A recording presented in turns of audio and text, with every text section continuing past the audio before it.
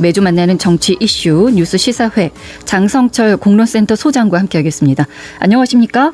네, 안녕하세요.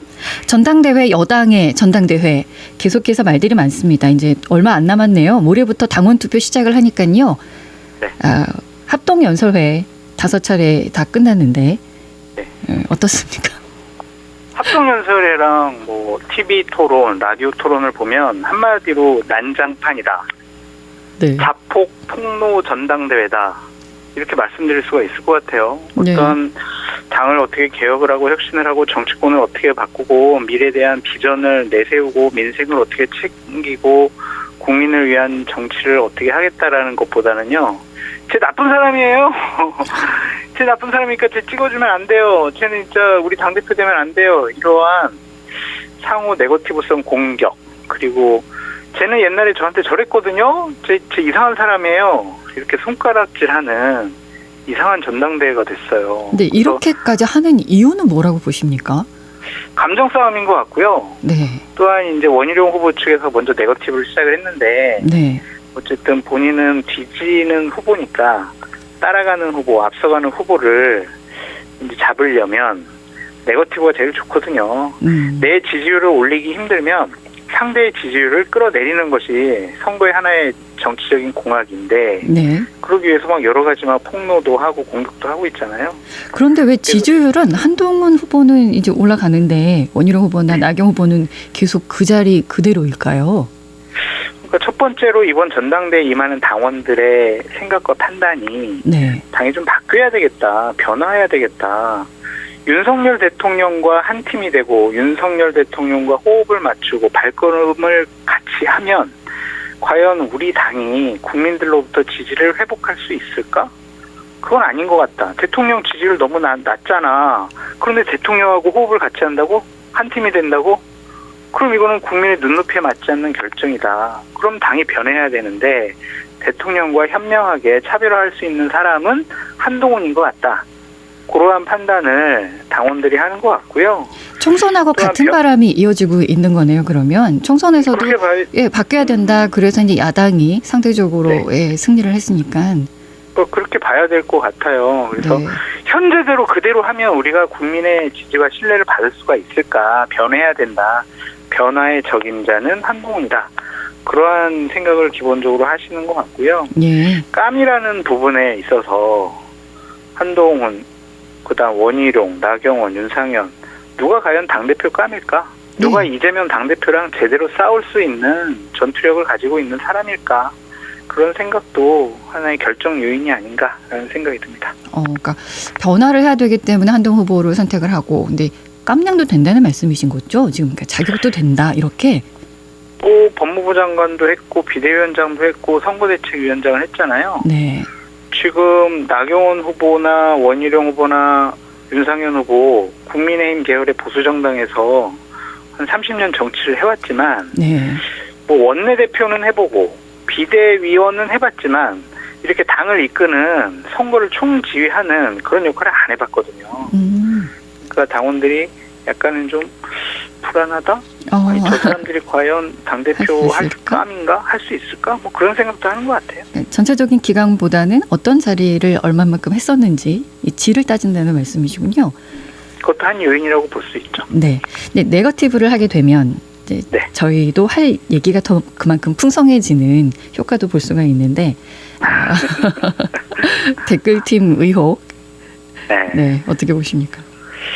그게 이제 문제가 되려면 세 가지 요건이 필요해요. 하나는 법무부에 공무원이 관여가 돼 있는가. 두 번째, 법무부의 공식적인 예산이 사용이 되었는가. 그다음에 세 번째는 매크로라는 댓글 조작 시스템을 가동을 했는가. 이 세 가지가 확인이 돼야 되거든요. 근데 아직까지는 원희룡 후보나 장해찬 씨가 폭로한 내용에 의하면 그냥 한동훈 후보가 지인들이 우호적인 사람들이 모여서 그냥 좋은 댓글 달아줬고 그것을 그냥 장관한테 보고한 것 같아요. 이 정도거든요. 사적인 조직은 문제가 안 된다는 말씀이신가요? 그럼요. 예를 들면은 그 법무부 장관을 좋아하는 위드 훈이 같은 팬클럽에서 와 우리 장관님 이런 활동했구나 좋은 댓글 달아주자. 그럼 자기들끼리 하는 건 문제가 없어요. 근데 자발적인 게 아니고 아예 네. 위에서부터 조직적으로 이렇게 관리를 했다면요. 아까 말씀드렸잖아요. 그 세 가지가 관여돼 있다면 이거는 처벌받아야 될 일이고 네. 한동훈 후보 같은 경우에는 정치 생명이 끝날 일이에요. 근데 그 세 가지 근데 해당이 안 된다면 괜찮다. 네. 아니 왜냐면은 네. 제가 앵커님을 막 비판을 하고 공격을 해요. 네. 앵커님 진짜 나쁜 사람이에요. 정말 감옥 가야 돼요. 이러면서 만약에 앵커님이 거짓말하고 누구를 때리고 도둑질을 하고 뭘 훔치고 막 이러면은 앵커님 진짜 나쁜 사람이고요. 감옥 가야 돼요. 지금 한동훈 후보를 공격하는 거는 지금 가정을 동원을 해서 공격하는 거거든요. 그래서 뭔가 확실한 폭로가 나와야 돼요. 그러니까 원희룡 후보나 장해찬 씨가 자 한동훈 이 댓글팀 여론조성팀 관리했던 거는 법무부 소속 A라는 공무원이다. 이런 식으로 이제 폭로가 시작이 되면 상황은 아주 급박하게 돌아가고 수사를 받을 수밖에 없겠죠. 근데 제 생각에는 제가 뭘 몰라서 그런 것일 수도 있는데, 그러니까 공무원이 아니고 그 예산이 사용되지 않고 하더라도 일반적인 그냥 사적인 조직이라고 해야 되나요? 일반적인 네. 사람들을 뭐 아르바이트생 정도 고용해서 하더라도 문제가 되지 않을까 이런 생각이거든요. 아니, 그러니까 팬클럽에서 자발적으로 야 우리 장관 이런 기사 났는데 거기다 댓글 달자 이런 건 문제가 안 된다니까요. 자발적인 거 아니고 그러니까 네. 일반적인 사람이 모였는데 내가 이렇게 고용한 사람이 있다라고 한다면 문제가 되지 않을까? 아까 문제라고 했잖아요, 제가. 그런 것들이 이제 밝혀지면 문제인데 아직까지 그것까지는 아직은 밝혀지지 밝혀지지 않았다. 않았다. 근데 이제 한동훈 후보는 난 법적 대응할 겁니다 이렇게 얘기를 했고 예. 장현찬 씨 같은 경우에는 자꾸 그냥 대응만 한다고 하지 말고 직접 나한테 들어와라. 내가 맞대응 해주겠다. 빨리 날 고소해라. 예. 이런 식으로 지금 서로 티격태격 싸우고 있어요. 알겠습니다. 이제 그리고 토론 중에 이제 네 후보 네. 모두 김건희 여사 지금이라도 사과해야 한다라는 질문에 이제 팻말 5를 들었단 말이죠. 네. 이제 모두 다 이제 필요성에는 동의한다. 사과해야 하는 것에 대한 이런 말이겠죠. 사과해야죠. 잘못했잖아요. 사과해야지. 그걸 사과 안 한다고 하면 당원들이 그래 우리 대통령 배우자를 보호해 주려는 아주 당심이 강한 사람이구나라고 생각을 하겠지만 국민들이 어떻게 보겠어요. 네. 이상한 사람이네. 어떻게 저거 디오백 받았는데 저걸 사과를 안 하냐. 그렇게 생각할 거 아닙니까. 근데 이제는 지극히 네. 원론적이고 상식적인 얘기를 한 거다. 알겠습니다. 근데 행정관이 이제 나와가지고 아니요 제가 명품백을 깜빡 잊고 받아내는 걸 못했어요라고 했기 때문에 뭐 이런 말은 또 어떻게 받아들여야 됩니까? 얼마나 해명이 궁색하면 저러한 얘기를 몇 달 동안 좀 쥐어짜가지고 검찰 가서 진술을 했겠어요. 그러니까 그만큼 참 옹색하고 궁색하고 할 말이 없다. 그리고 지금까지 한 것은 다 거짓말이다라는 자기 고백으로 보여지고요. 네. 결국에는 우리는 바보예요라는 고백인데 저런 얘기를 함으로써 대통령 부부는 법적인 책임으로부터 벗어날 수가 있을 것 같아요. 아니, 난 진짜 돌려주라고 했는데 이거 유무행정관이 잘못했어요. 그러니까 나는 잘못이 없어요. 이러는 거잖아요. 네. 그러니까 법률가분들이 이걸 가지고 어떻게 법적으로 책임을 물을 수 있을까 그런 얘기를 많이 하시더라고요. 네. 그러니까 지극히 도덕적으로 윤리적으로 비판은 받더라도 법적인 책임은 지지 않겠다라는 강한 의지의 표현이다라는 생각이 들고 그냥 제가 우스갯소리로 막 딴 방송에서 얘기했는데 아이고 김건희 여사가 그렇게 자기 지시사항을 제대로 이행하지 않은 그러한 불충한 행정관을 지금까지 보호한 거잖아요. 막 지금 총선에서 이것 때문에 졌다라는 얘기도 나오고 있고 대통령도 공격을 많이 당했는데 그러한 정무적인 부담감보다 자기 부하를 사랑해가지고 부하의 잘못을 감싸 안는 그런 지도자의 모습을 보여준 것도 아니냐. 그런 우스꽝스러운 또 얘기도 해봤습니다. 저도 웃음이 좀 나오네요. 알겠습니다. 검찰이 이미 제출 형태로 가방 실물을 확인하기로 했고 또 필요한 절차를 밟고 있던데요. 여기는 뭐 어떤 말씀 해주시겠어요? 또 웃겨요. 그것도 지금까지 그거는 자기 포장지 그대로 그냥 어디 대통령실에 어디에 보관돼 있다라고 했는데 요즘 나온 새로운 증언은 이거잖아요. 뜯어는 봤다. 포장은. 이게 뭔 말이에요, 진짜. 창피해 죽겠어요. 이런 말을 해석을 해야 되고 국민들께 전달해드리는 이 모습도 정말 참 창피하고 부끄럽다. 그렇게 좀 말씀드려요. 그래서 소장님 이제 이런 말씀하셨어요. 정치평론가로서 자괴감 느낀다고? 자괴감 느끼죠. 그러니까 하도 지금 거짓말이라는 것이 막 드러나고 있잖아요. 이 디올백 관련해서도 그렇고, 네. 최상병 그 순직 관련해서도 각종 언론 보도에서 각종 녹취록이 좀 나오면서 정황적인 증거들이 막 나오고 있잖아요. 그 거짓말에 대해서 설명해드리고 그 의미를 또 분석을 하고 막 이런 것들이 참 내가 이래도 되나 그런 생각이 좀 들더라고요. 그러니까 창피해서 그래요. 근데 갑자기 드는 생각은 분석은 어떻게 하세요? 분석이요? 네. 여기저기 전화해서 정확한 정보를 좀 파악을 하죠. 그냥 언론에 보도된 것은 네. 피상적인 것이 많거든요. 네. 근데 이제 당사자들하고 아니면 한 달이 걸쳐서 통화를 해보면 왜 이런 일이 벌어졌는지 내막을 얘기를 해줘요. 그러면은 저희는 좀 더 정확한 분석을 해드릴 수가 있죠. 늘 바쁘게 사시는군요. 네. 그런 이야기 계속 더 이어가 볼게요. 힘드시지만. 네. 네. 국고에 귀속된 물건을 반환하는 것은 국고 횡령이라고 이제 여권에 주장했었었는데 그것과도 이제 배치된 것이라서 검찰의 판단이 주목이 되고 있는 상황입니다. 검찰에서 당연히 그게 국가 기록물인지 국가 기록물로 지정될 것인지, 그 무슨 디올백이 국가 기록물인지 이것도 한심하지만 그거를 좀 받아서 상태를 좀 확인해야 될 것 같고요. 네. 무엇보다 법적으로 처벌할 근거가 없다라고 많은 분들이 얘기를 하지만 네. 김건희 여사 소환을 해서 자세하게 조사를 해야죠. 그것이 바로 법의 정의고 법의 형평성 아니겠습니까? 네. 그래서 좀 검찰에서 이원석 검찰총장이 그동안 얘기했던 것처럼 소환 조사해야 된다. 네. 아니면은 특검으로 갈 수밖에 없다. 그렇게 말씀드립니다. 예. 전당대회 얘기하다가 이제 갑자기 디올백으로 이렇게 제가 아이템이 옮겨갔는데 다시 전당대회로 넘어와서 마무리를 좀 짚도록 하겠습니다.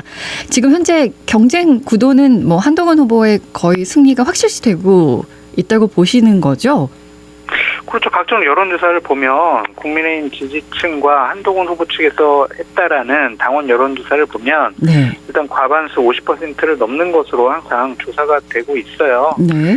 그래서 저는 지금까지도 1차에서 결선 가지 않고 한동훈이 당대표가 될 가능성이 높다라고 전망을 해보는데 오늘 이제 또 한 라디오 토론회에서 한동훈 후보가 자폭성 또 폭로를 한 것이 있잖아요. 그런 것들이 당원들에겐 또 어떻게 비춰질지 상황을 좀 봐야 될 것 같고요. 좀 더 구체적으로 설명해 주시죠. 또 이제 듣고 계신 분들은 모르는 분들도 있으셔가지고요. 2019년도에 네. 검수완박 법안이나 아니면 선거법을 민주당이 자신들의 힘으로 그냥 일방적으로 통과시키려고 했을 때 당시 나경원 원내대표였거든요. 네. 그래서 온몸으로 막았어요. 막 그 바로 들고 막 문도 시키고 그 회의실 복도도 점거 농성하고. 기억이 근데 나요. 그게 네. 국회 선진화법에서는 그러한 물리적인 행사를 하지 못하도록 되어 있거든요. 네. 그래서 민주당에서 그때 온몸으로 막은 물리력을 행사한 국민의힘 의원들을 고소 고발을 했죠.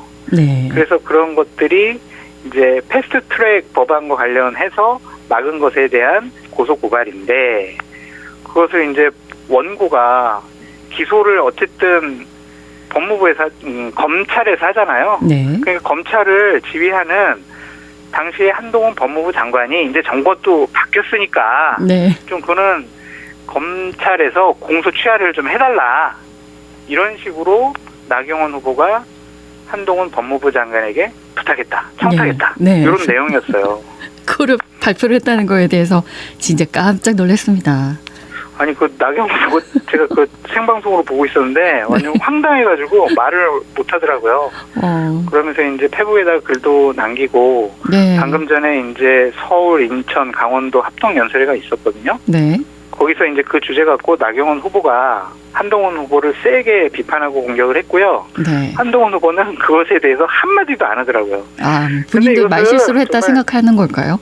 하지 그렇죠. 말았어야 될 얘기를. 네. 해서는 안 되죠, 이거는. 그래서 한동훈 후보 측도 좀 상당히 실수한 것 같다라는 인식을 갖고 있는 것 같습니다. 있습니다. 예. 이제 그러니까 이게 야당한테 빌미를 준 거거든요. 이제 당장 야당은 이제 이것도 무슨 일이 벌어졌는지 검찰 수사를 통해서 밝혀야 된다 이런 식으로 나오고 있거든요. 예. 그러니까 전당대회가 끝나고 나면 이제 네. 여기서 나왔던 이야기들이 이 야당에서 총 공세를 펼치는 하나의 이제 아이템들이 되는 것들이니까요. 그 이후도 사실은 좀 어떻게 될까 이렇게 궁금하기도 합니다. 그러니까 보수파 전당대회에서는 이런 일이 발생하지 않았었거든요. 상호 그 폭로 이런 거는 없었어요. 적당한 선을 항상 근데, 지켰었죠. 네. 근데 이번에는 새로운 형태의 전당대회 선거운동 방식이 나타나가지고 저도 참 당황스러운데 네. 그래도 어쨌든 국민의힘 입장에서는 이제 공공의 적이 있잖아요. 이재명 당대표와 민주당. 네. 그래서 자 이제 뭐 우리가 전당대회 때 경선 때는 우리가 뭐 치고받고 싸웠지만 이제 우리 선거 끝났으니까 다 화합하고 민주당을 대항해서 싸웁시다. 이렇게 서로 좀 화해할 가능성이 높아 보인다라고 네. 말씀드립니다. 알겠습니다. 보통 이 합동 유세 요즘에 가보면 이제 강성 당원들 또 유튜버까지 있어가지고 네. 물리적 충돌까지 있었잖아요. 천안 유관순 체육관에서 보면 이제 의자 위험수위가 집어 던지고 막 네. 헤드락하고 막 난리가 아니었어요. 이제 이거 계속되면 너무 위험하잖아요. 안전의 문제에 있어서도. 그렇죠. 근데 그래서 그렇다고 그런 해서 정치인이 이제 이런 자기 또 팬덤도 필요한데 네. 이런 지지층들을 또 끊어내기는 쉽지 않아 보이고 어떻게 해야 됩니까? 근데 오늘 어쨌든 합동 연설에서는 그러한 물리적인 충돌은 일어나지가 않았어요. 네. 그래서 서로 지지하는 분들에게 좀 감정을 좀 자제해라라는 당부를 많이 한 것 같고요. 네. 그 유튜버 분들이 당원인 분도 있고 당원이 아닌 분이 있다고 하더라고요. 결국에는 또 돈벌이의 수단으로 그것을 좀 이용한 것이 아닌가라는 좀 생각이 들고요. 네. 오늘 한 일간지에는 그분들 슈퍼챗 뭐 많이 받았다 그런 기사까지 났잖아요. 구독자도 많이 늘었고. 그래서 그러한 유튜버 분들이 이러한 전당대회를 상당히 좀 혼탁하게 만드는 하나의 요인이 되어버렸다. 이것은 앞으로 민주당도 이제 전당대회 하잖아요. 네. 이러한 부정적인 사례들을 잘 좀 연구를 해서 그러한 일이 발생되지 않도록 준비를 잘해야 될 것 같아요. 그러게요. 이제는 좀 새로운 문화가 생겼으니까 그 문화를 어떻게 좀 잘 다독여가면서 가는 이런 정치 문화가 또 새롭게 생기지 않을까 하는 생각이 듭니다. 맞습니다. 예, 자기감 느끼지 마시고 네. 저희는 이 시간 창피해요, 근데. 그렇군요. 아유, 보약을 한 제 지어드려야 되는지. 다음 주에도 또 뵙겠습니다. 고맙습니다. 네, 감사합니다. 네. 지금까지 장성철 공론센터 소장과 함께했습니다. 언제 어디서나 내 손 안의 뉴스. 광주 MBC 뉴스 유튜브 구독으로 함께하세요.